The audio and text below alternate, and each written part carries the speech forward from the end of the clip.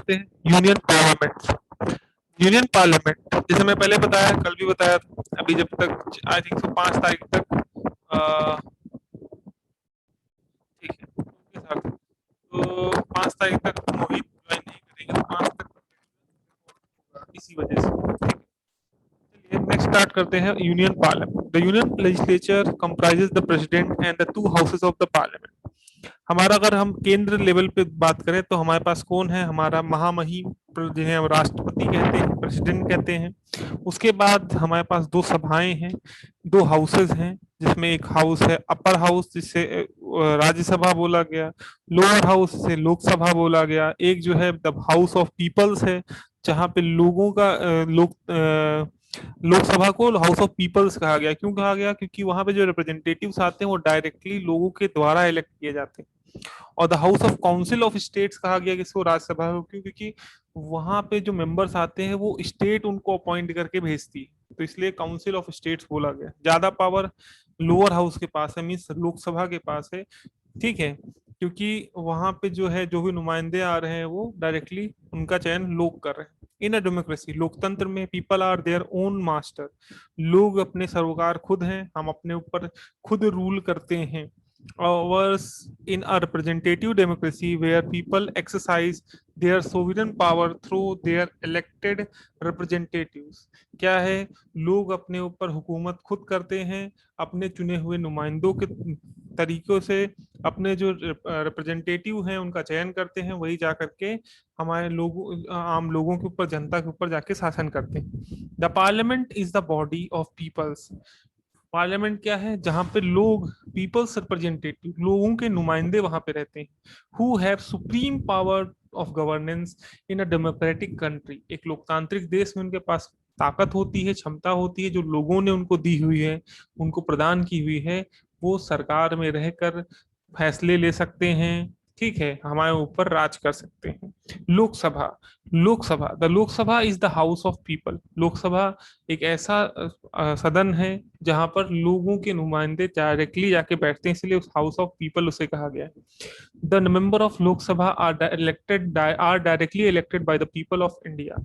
लोकसभा के मेंबर जो है सीधे तौर पर लोगों के द्वारा चयनित होते हैं। टर्म की बात करें, अकॉर्डिंग टू द कॉन्स्टिट्यूशन, संविधान के हिसाब से बात करें, the term of the Lok Sabha is 5 year. Lok Sabha का काम करने का जो समय है लगभग 5 सालों के लिए। However it can be dissolve before the expiry of its normal term. अपने समय पूरा होने के पहले ही, 5 साल पूरे होने के पहले ही ये डिसॉल्व की जा सकती, भंग की जा सकती है, खत्म की जा सकती है by the president on the advice of prime minister. ऐसा तब किया जाएगा जब प्राइम मिनिस्टर एडवाइस करेगा किसको? प्रेसिडेंट को ऐसा करने को। क्यों? ये तब कब कब कब हो सकता है? जब मान लीजिए कि संख्या नहीं है प्राइम मिनिस्टर के पास, अल्पसंख्यक में है, इस तरह की कोई कंडीशन है, या फिर री इलेक्शन कराने हैं, इस तरह कंडीशन में करा सकते हैं। During the proclamation of an emergency, the period of Lok Sabha may be extended of by the parliament for 1 year at a time. अगर मान लीजिए देश में इमरजेंसी लगी हुई है, ठीक है, चाहे वो आर्थिक इमरजेंसी हो, चाहे वो कोई सी देश ने हमारे देश पर अटैक कर दिया है, उस समय पे हमारा देश इलेक्शन में नहीं जा सकता है, वोटिंग करा करके नई असेंबली गठित नहीं कर सकता। तो उस दौरान हम लोग क्या करते हैं, हम लोग या फिर हमारी सरकार है, लगभग 1 साल के लिए लोकसभा का समय बढ़ा देती है, 1 साल के लिए। The new Lok Sabha must be elected with in 6 month after the national emergency is lifted. National emergency जैसे ही खत्म होती है उसके मुश्किल से 6 महीने के अंदर ही दूसरे इलेक्शंस करा देने चाहिए। सरकार के द्वारा ये कंपलसरी हमारे रूल बुक, हमारे कॉन्स्टिट्यूशन, हमारे संविधान में लिखा हुआ है। कंपोजिशन की बात करें, the maximum strength of Lok Sabha as provided by the constitution is 552। संविधान ने जो मेंबर्स की बात की गई है लोकसभा में कितने मेंबर रह सकते हैं, वो है 552, 552। आउट ऑफ दिस, उसमें से not more than 530 members have be represented the state.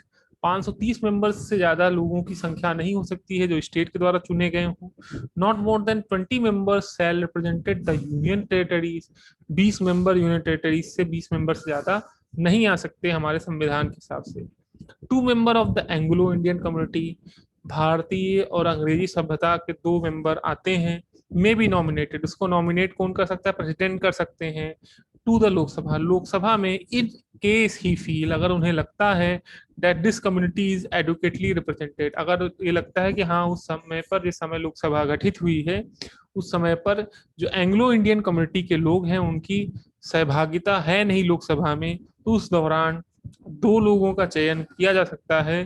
किनके द्वारा, हमारे महामहिम प्रेसिडेंट के द्वारा। The allotment of the members of the various state is made on a population basis, जनसंख्या के अनुपात में ये डिसाइड किया जाता है, बताया जाता है कि स्टेट में पॉपुलेशन के हिसाब से उनके बेसिस पर अलॉटमेंट होता है कितने मेंबर किस जगह से, किस स्टेट से आएंगे।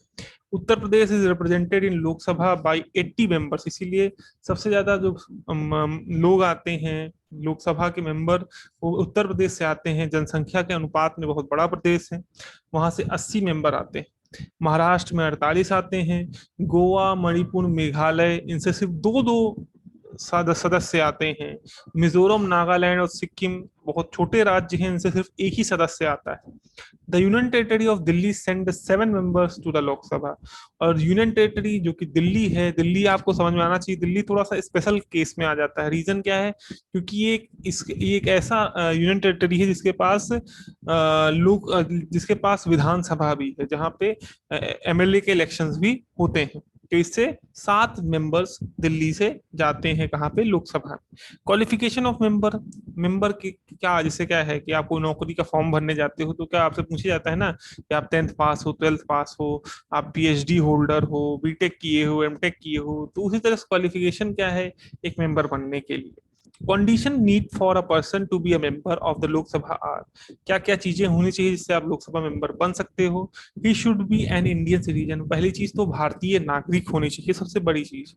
ही should be at least 25 year of age, वो कम से कम न्यूनतम 25 साल उसकी उम्र होनी चाहिए।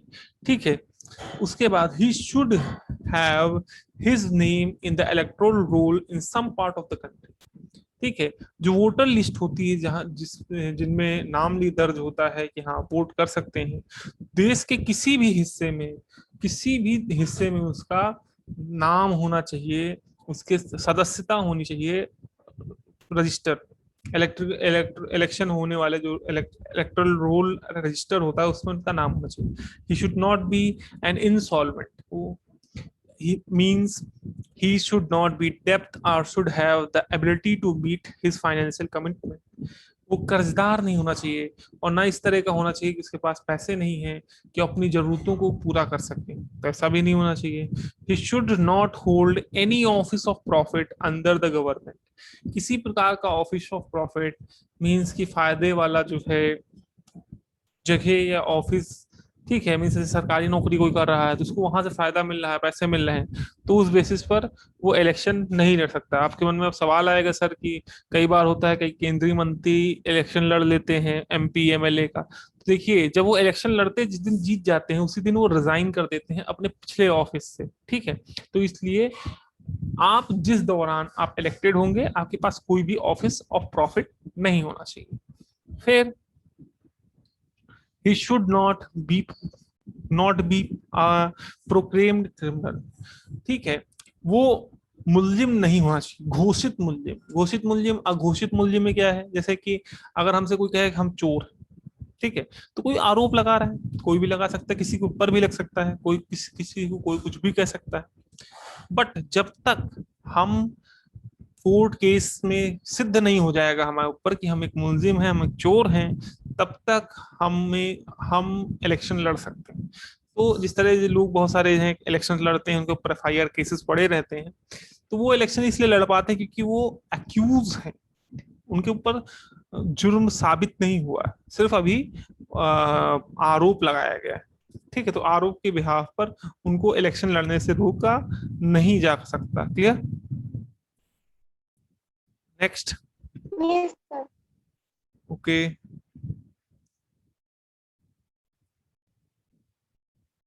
He should not be proclaim criminal, he should not be unsound mind. और ऐसा ना हो कि पागल आदमी हो, कि पागल आदमी किसी का हित क्या करेगा, देश का हित तो बड़ी दूर की बात है। ठीक है। डिस्क्वालिफिकेशन ऑफ मेंबरशिप, मेंबरशिप में क्या है, डिस्क्वालिफिकेशन क्या है?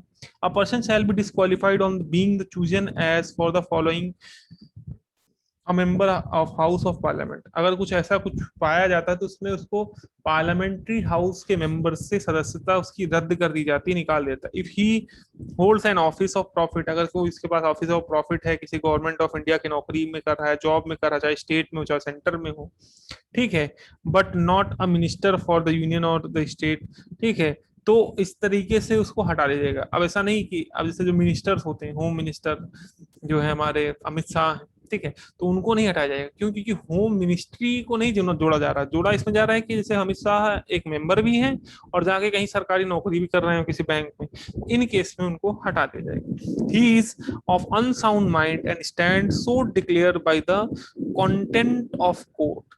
क्या है कि अगर उसका दिमाग खराब है, असंतुलित है दिमाग उसका, और कहीं ना कहीं उस वो कोर्ट की बातों को नहीं मानता है, उस कोर्ट की रिस्पेक्ट की अवहेलना करता है, डिसरिस्पेक्ट करता है कोर्ट के फैसलों की, तो उसको हटा दिया जाएगा। If he is an undischarged insolvent, वो मान लीजिए उस कर्ज में डूबा हुआ है, खूब सारा पैसा लिए हुए है और वो देने की स्थिति में भी नहीं है, तो उस कंडीशन में भी उसकी मेंबरशिप हटा दी जाएगी। If he is not the citizen of India and has voluntary acquired citizenship of a foreign state और in the under acknowledgement of alliance और adherence to a foreign power, ठीक है।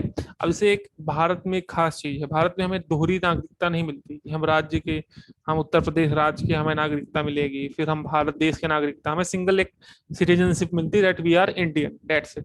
अब जैसे आपका बहुत इच्छा किया कि आप अमेरिका जाना चाहते हो, आप चले जाओ, कोई दिक्कत नहीं। आप गए वहां और आपको समझ में आ गया कि भाई हम यहाँ की नागरिकता लेना चाहते हैं, ठीक है, आपको एनी हाउ नागरिकता मिल गई। जिस दिन आपको नागरिकता, वहां की नागरिकता मिल गई, उस दिन से ही आपकी यहाँ की भारत की नागरिकता समाप्त हो जाती।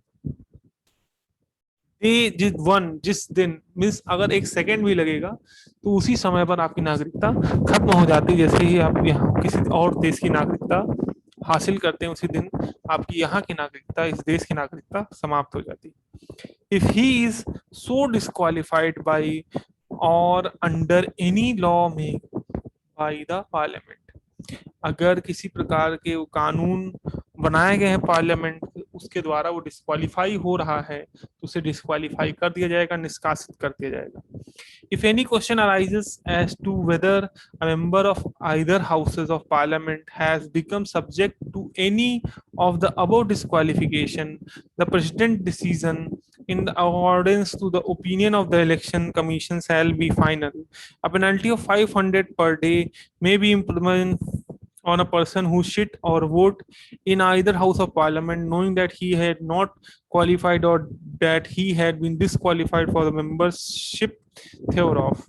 क्या है कि अगर ऐसा पाया जाता है किसी भी व्यक्ति को डिस्क्वालीफाई किया जाता है, मेंबरशिप से हटा दिया जाता है, ठीक है, जैसे बहुत सारे कानून, जैसे कानून है दल बदल कानून, कि आप जैसे मान लीजिए आप भाजपा से जीत के आप कांग्रेस में चले गए, तो उस केसेस में आपका जो सदस्यता है रद्द कर दी जाएगी, क्योंकि आपने एक सिंबल लिया हुआ था, ठीक है, एक्वायर किया था किसी एक पार्टी का, उसके बाद आपने उस पार्टी में इलेक्शन लड़ा, उसके बाद जीतने के बाद आप दूसरे पार्टी को ज्वाइन कर रहे हैं, तो आप भाई ज्वाइन तो इस बेसिस पे नहीं किए थे ना कि आप कांग्रेस, आपने इलेक्शन तो बीजेपी के लीडर होके लड़ा था, कांग्रेस का लीडर होके नहीं लड़े थे, ठीक है, तो उस बेसिस पे आपकी सदस्यता रद्द हो जाएगी।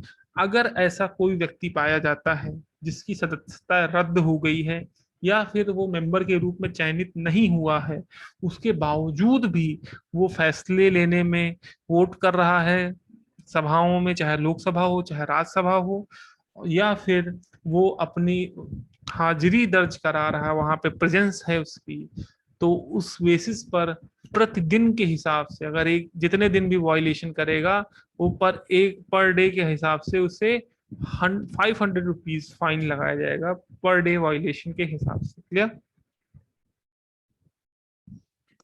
Yes, sir.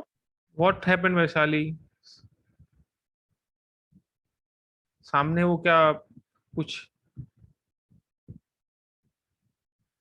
जोक सर कुछ कर नहीं हुआ। सामने देख के हंस रहे हो, मुझे लगा वंशिका कुछ पीछे।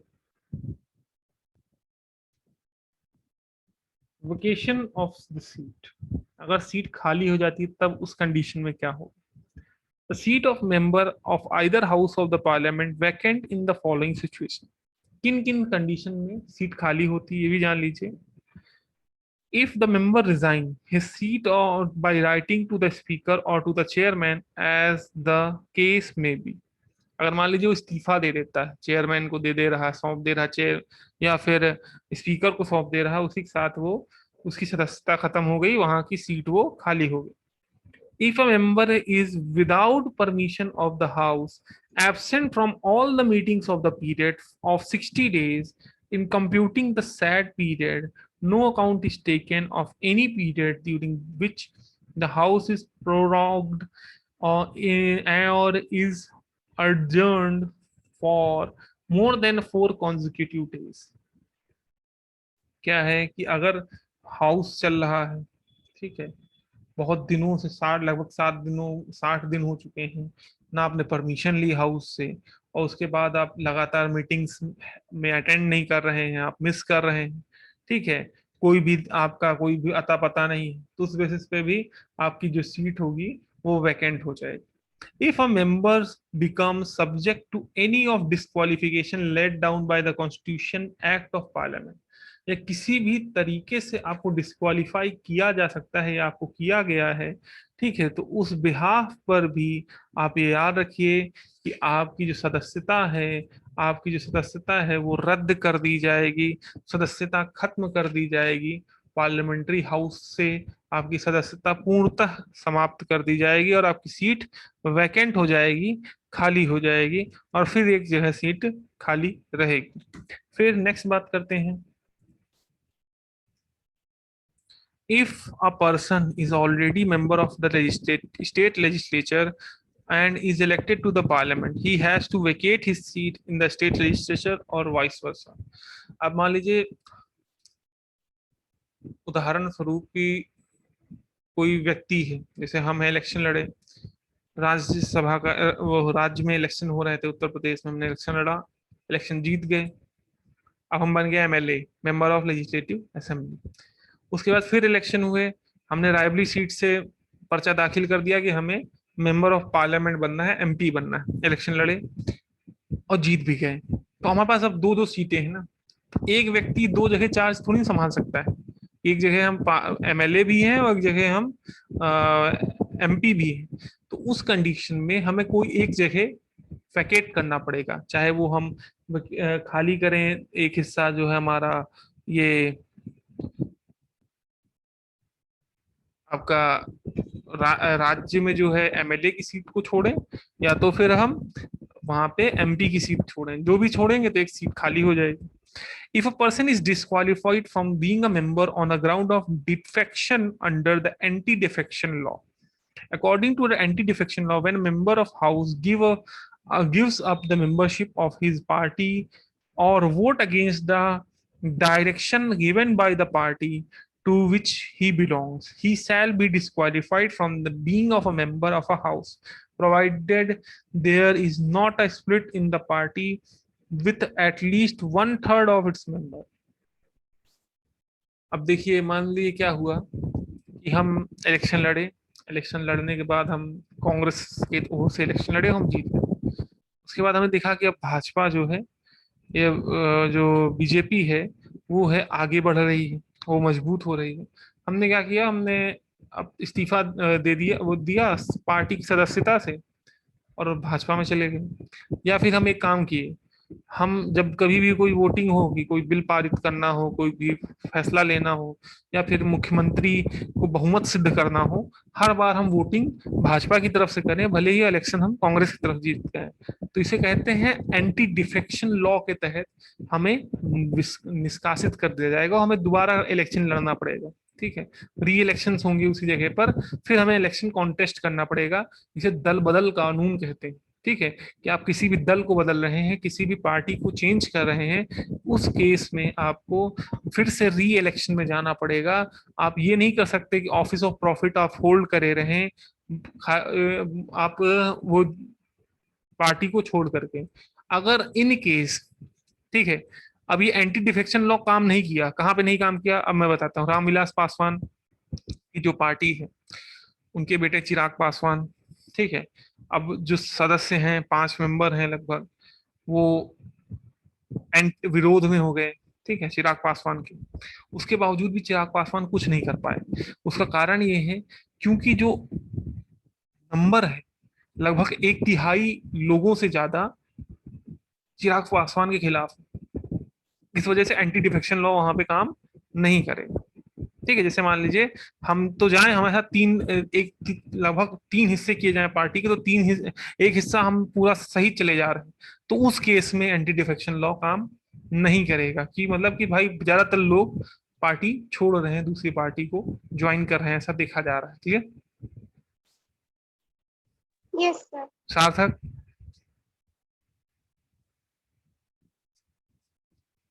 Yes sir. Okay, parliamentary procedure. अभी तो देखियो पार्लियामेंट्री प्रोसीजर एकदम बंद चल रहा है, क्योंकि आपका ड्यू टू कोविड कोई भी आपने देखे नहीं होंगे, कोई सदन बैठ रही है, बातचीत हो रही, कुछ भी नहीं। ठीक है, अभी सारे फैसले डायरेक्टली महामहिम के द्वारा नए नए कानून जोड़े जा रहे हैं, क्योंकि अभी तो इस वक्त सदन चल ही नहीं रहा, चाहे वो लोकसभा हो चाहे राज्यसभा हो। Some formalities which the legislature have to observe in the parliament as well as in the state legislature are the parliamentary procedures. Some of them are, कुछ चीजें हैं, चाहे स्टेट असेंबली की बात करें, चाहे वो सेंटर की बात करें, चाहे वो राज्यसभा की बात करें, चाहे वो लोकसभा की बात करें, वो प्रोसीजर, वो जो नियम है वो अपनाए जाते हैं हर एक असेंबली के द्वारा। पहला क्या है? Session. The president summons each house of the parliament. Rajya Sabha हो या लोकसभा हो, दोनों हाउसेस को सेशन में कौन बुलाता है? प्रेसिडेंट बुलाता है। किसके? Each house shall meet at least twice a year. लगभग साल में 2 बार, एटलीस्ट कम से कम 2 बार साल में दोनों हाउसेस सदन में आते हैं। And the interval between two consecutive session shall not be greater than 6 month. और दोनों बार सदन में आने के लिए उनकी जो समय सीमा हो 6 महीने से अत्यधिक नहीं होना चाहिए। Normally there are 3 session in the year. साल में लगभग 3 सेशन होते हैं। बजट सेशन फरवरी मार्च मई के बीच में होता है, मानसून सेशन जुलाई अगस्त में होता है, विंटर सेशन नवंबर और दिसंबर के बीच में होता है। दूसरा है कोरम। कोरम क्या है? द कोरम मीन्स, कोरम का मतलब है द मिनिमम नंबर, सबसे कम member of number of member, सबसे कम मेंबर जो जरूरत है, जो उपलब्ध होने चाहिए हाउस में, तभी सदन की प्रक्रिया चल सकती है। ठीक है, तो कोरम क्या है कि मान लीजिए भाई अगर 500 लोग हैं तो कम से कम 300 लोग होंगे तभी चल सकती। अगर 299 भी हैं तब नहीं चल सकती। ठीक है, तो मैंने 300, मैंने एक अंदाजा दिया है, उसका नंबर कुछ और है, बट एक एग्जांपल दे रहे हैं। वो लगभग एक 1/10 है। पूरे असेंबली को 10 हिस्सों में बांट दिया जाए तो एक हिस्सा अगर आ रहा है तब काम हो सकता है, प्रोसीडिंग हो सकती है। The quorum of the Lok Sabha and the Rajya Sabha is 1/10 of the total member of the each houses. पूरे हाउसेस में जितने मेंबर हैं, लगभग उसका 1/10 हिस्सा अगर करेंगे, उसके बाद कोरम वर्क करता है। मीन्स कि अगर उतने लोग आए हुए हैं तो कहीं ना कहीं हाउसेस काम कर सकते हैं, लोकसभा या राज्यसभा काम कर सकती है। This means that the House cannot conduct its proceeding and pass bill and resolution without the presence of at least 1/10 of its total member. अगर 1/10 हिस्सा अगर लोग उपलब्ध नहीं हैं तो पॉसिबल ही नहीं है कि क्या हो सके, कि प्रोसीडिंग हो सके, बिल पास किया जा सके, किसी तरह का रेजोल्यूशन लाया जा सके, कुछ भी फैसले लिए जा सके। The speaker may adjourn the house और suspend the meeting until there is restrict the quorum. अगर मान लीजिए तब तक 1/10 हिस्सा मेंबर्स के नहीं आ रहे हैं तो प्रेसिडेंट चाहे तो सदन को बेदखल कर सकता है, उनकी प्रोसीडिंग को रोक सकता है, भंग कर सकता है। Clear? Yes, sir. Question hour. The first hour of every working day. प्रतिदिन का पहला जो घंटा होता है ऑफ द लोकसभा, लोकसभा का, is reserve for the questions unless otherwise decide by the speaker. वो पूरी तरह से सुरक्षित रखता है किसके लिए, क्वेश्चन पूछने के लिए, सवाल पूछने के लिए, जब तक डिसाइड नहीं किया जाता किसके द्वारा, स्पीकर के द्वारा। This hour this hour which usually start from at 11 AM, अमूमन जब सुबह के 11 बजे ये जो घंटा होता है प्रश्नकाल जिसे कहा जाता है हिंदी भाषा में, वो शुरू हो जाता है, जिस समय कोई भी मेंबर किसी भी प्रकार का सवाल पूछ सकता है, उसमें कोई बाउंडेशन नहीं होती। ठीक है, is known as the question hour. It is intended to keep the functioning of the government open and security by the member. क्या है, इसी ये इसलिए रखा गया जिससे कि जो काम कर रही है केंद्र सरकार वो खुली किताब की तरह करे, कि उस पर ऊपर कोई भी सवाल उठा सकता है, प्रश्न चिन्ह लगा सकता है, प्रश्न पूछ सकता है, और उसकी जवाबदेही सरकार की होगी, सरकार को जवाब उस पर देना ही होगा। अ member of house may ask question from the government on the matter of public interest. लोगों के हितों के लिए जो कदम उठाए जा रहे हैं, लोगों के हितों के लिए सवाल पूछे जा सकते हैं। किसी भी मेंबर, कोई भी मेंबर किसी भी पार्टी का हो, ठीक है, सरकार की भी पार्टी का अगर है तो भी सवाल पूछ सकता है सरकार से कि हाँ ऐसा क्यों किया जा रहा है। Right of the member ask question from the government is known as interpellation. जो अधिकार दिया गया मेंबर्स को सरकार से कुछ सवाल पूछने का, उसे इंटरपिलेशन कहते हैं। All questions are addressed to the chair and it admitted the government in obligation to answer them। और से जितने भी सवाल हैं वो पूछे किससे जाते हैं, चेयर से पूछे जाते हैं। चेयर मीन्स कि हम वो कुर्सी से नहीं पूछते, चेयर मतलब कि जो हमारा चेयरमैन है मीन्स हमारा स्पीकर, उससे पूछेंगे हर एक सवाल, प्रत्येक सवाल उससे पूछेंगे, और जो जवाब देगी सरकार वो भी उन्हीं को बताएगी। A member has to give the 10 days notice for a question. There are 3 types of questions. 10 दिन का एडवांस नोटिस सरकार को दे के रखना होता है। किसी भी प्रकार के सवाल के प्रश्न के उत्तर चाहिए तो उसके लिए 10 दिन का कम से कम नोटिस चाहिए। फिर स्टार्ड क्वेश्चंस आर दोज, 3 प्रकार के क्वेश्चन होते हैं। पहला starred question are those which members wishes to have an oral answer on the floor of the house. ऐसे सवाल जिनका उत्तर ओरल आंसर चाहिए, जिसका मतलब कि बाकायदे जो है सरकार ओरली आंसर दे दे, मौखिक आंसर दे दे वहीं फ्लोर पर उसी वक्त सदन में। Such questions are indicated by an asterisk mark। Supplementary questions may be asked after the replies to such question are given by the ministries। अब ये जो है कि इन क्वेश्चन में फायदा क्या होता है, एक क्वेश्चन ये फायदा ये होता है कि उसी वक्त जैसे ओरली जवाब दिया जा रहा है, उसी वक्त और सवाल आप पूछना चाहो तो तुरंत पूछ सकते हो, मिनिस्टर को फिर जवाब देना ही पड़ेगा। ठीक है, अनस्टार्ड क्वेश्चन है आर क्वेश्चन टू विच, ये ऐसे क्वेश्चन हैं answer are given in written form, जिन सवालों का जवाब आपको जो सरकार है उसको लिखित में देना पड़ेगा। No supplementary question can be asked thereon. और जब लिखित प्रश्न का उत्तर आएगा उस समय आपको कोई प्रश्न, नए प्रश्न उसमें पूछ नहीं सकते, ये फर्क रहता है। Short notice question relate to the matter of urgent importance, जो बहुत जरूरी सवाल हैं, बहुत आवश्यक सवाल हैं। शॉर्ट नोटिस क्वेश्चन वो कैसे हैं, such questions are asked with a notice of short than of 10 days। लगभग 10 दिनों से भी कम में उनका उत्तर चाहिए, उसको जल्द से जल्द मिनिस्ट्री को जवाब देना पड़ेगा। The ministry concern has to be asked whether he can reply the question at short notice. It is for him to accept or not accept the short notice question। और ये मिनिस्ट्री को decide करना है कि वो चाहे तो short notice question को एक्सेप्ट करे या ना करे, लेकिन और सभी सवालों को मस्ट आपको आंसर देना पड़ेगा। इन मानसून सेशन की बात करें, पार्लियामेंट्री हेल्ड इन अगस्त 2014, अगस्त 2014 में हुआ था। It was decided by the general assembly committee that, ये डिसाइड किया गया जनरल असेंबली की कमेटी के द्वारा, the question hour of Rajya Sabha will begin eight 12 noon instead of usual 11 AM, कि 12 बजे अब जो है क्वेश्चन आवर रहेगा 11 बजे के मुकाबले, from the winter session of parliament. ठीक है, 0 hour will be of Rajya Sabha at 11 AM, और 0 hour जो है राज्यसभा का कितने बजे रहेगा, 11 बजे रहेगा। This was done the check of disruption in the house cause of tendency of MPs to raise the issue often based on media reports and demanding the immediate suspension of the question hours।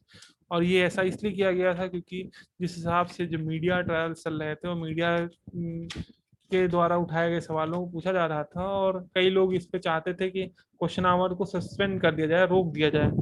ठीक है, तो उसमें थोड़ा सा परिवर्तन फेरबदल किया गया था। नेक्स्ट बात करते हैं जीरो ओवर की। Zero hour refer to the period which began 12 o noon. अभी 12 की जगह कितना हो गया, 11 हो गया। Soon after the question hour के पहले होने लगा। And continues till the lunch, और ये होता कब तक है, लंच तक। अब लंच से पहले खत्म हो जाता है।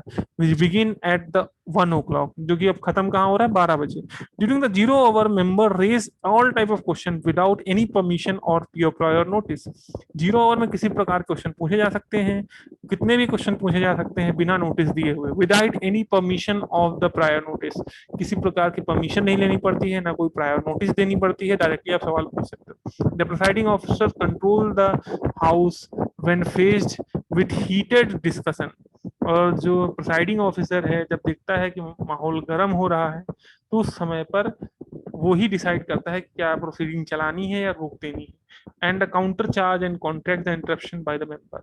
और उनको सबको देखने का काम, क्या हो रहा है, कैसे पूछा जा रहा है, सवाल पूछे जा रहे हैं, नहीं पूछे जा रहे हैं, ये सब जो है डिसाइड करने का काम जो प्रिसाइडिंग ऑफिसर रहेगा, स्पीकर रहेगा, वही करता है। क्लियर? Yes, sir. इसी के साथ जो है टाइप्स ऑफ मोशन को आगे कंटिन्यू करेंगे। सार्थक जी, कोई डाउट है? No, sir. Vaishali? No, sir. अच्छा, एक मिनट। ठीक है, तो फिर यहीं पे आगे कंटिन्यू करेंगे टाइप्स ऑफ